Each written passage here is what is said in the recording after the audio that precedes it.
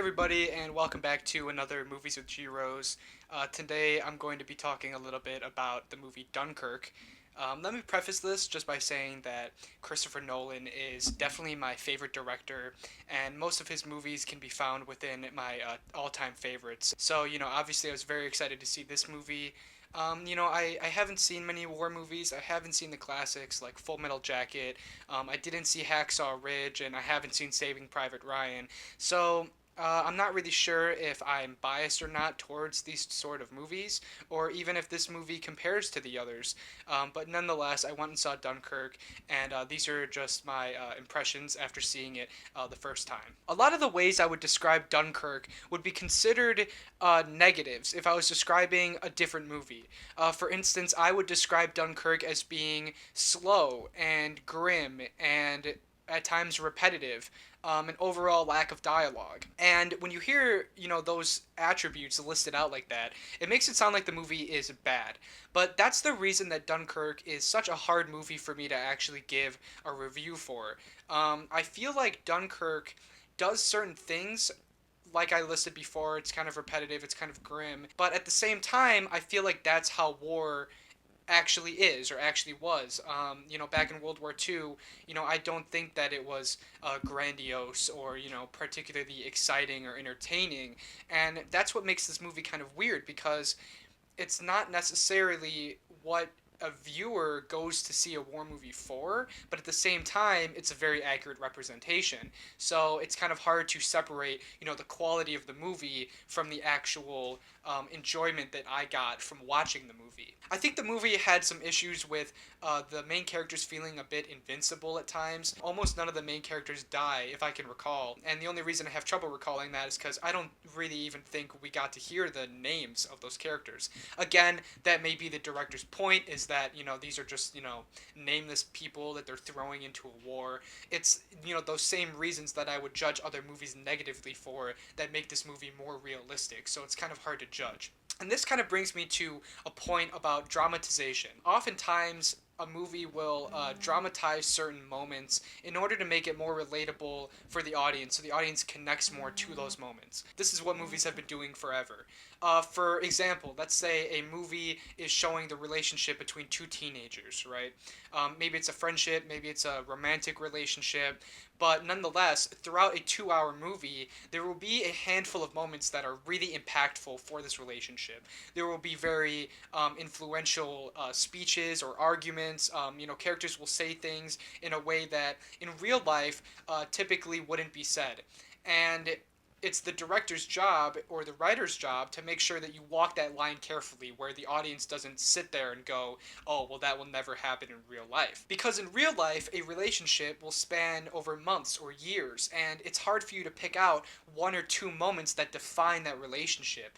But, a movie only has 2 hours to work with, so a movie works on condensing those moments together in order to portray those same emotions and those same outcomes. Now, the thing about Dunkirk is it has pretty much no dramatization, and I can't decide if that's a good thing or not.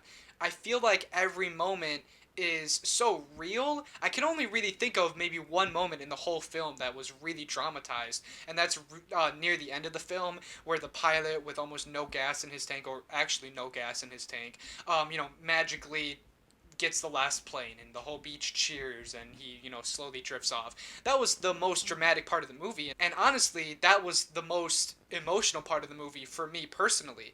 And that's why this movie's kind of weird, because on one hand, I think that the quality of the movie, the shots, the sound, the acting was all superb, but on the other hand, it wasn't super connecting, at least for me.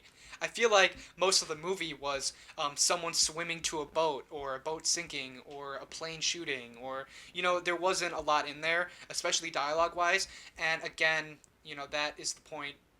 This is about war. It just, I don't know that it necessarily makes for a super entertaining movie. And maybe it's not supposed to be entertaining, maybe it's supposed to be more of a experience, And if you judge this movie solely as an experience and not as a movie watching experience, I think it's rated a little bit differently. It really does throw you into the setting really well. So it again, it's hard for me to correctly judge this movie. Maybe other people will love this movie way more than I did. Rotten Tomatoes has it sitting at about a 9.1 out of 10 last time I checked. Don't get me wrong, I think it's a great movie, and I think that you should see it because I think it's kind of experimental.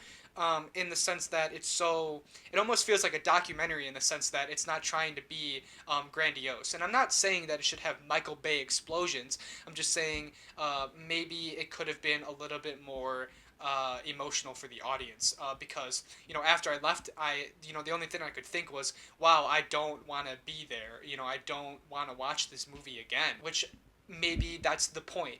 Maybe the point is to show that war is something that you don't want to revisit. I kind of don't want to give this movie a number rating. But nonetheless, I will. I would give this movie a solid 8.5 out of 10. Now, I know that some of you might say that's what I gave Spider-Man, my last movie review, but you have to remember that these are completely different genres. In the Spider-Man superhero world, I think that movie is an 8 out of 10. After my second viewing, I dropped it down to the 8. I think that's where it belongs. And Dunkirk, I might bump up to a 9 the next time I see it. I'm not sure. It's not going to go lower than an 8.5 for sure. It deserves the 8.5. The only reason I'm on the fence is, like I said, it just didn't draw me in super hard. I hope you enjoyed watching. As always, I'm going to leave my Letterboxd link in the description below so you can kind of check out the other movies that I've rated out of 5 stars. Right now, Dunkirk's sitting at an 8 out of 10 just because I don't want to put it at a 9 just yet, but it might bump up there soon. I hope you tune in next time, and I really do thank you for tuning in. Check next time for some more movies with G-Rose.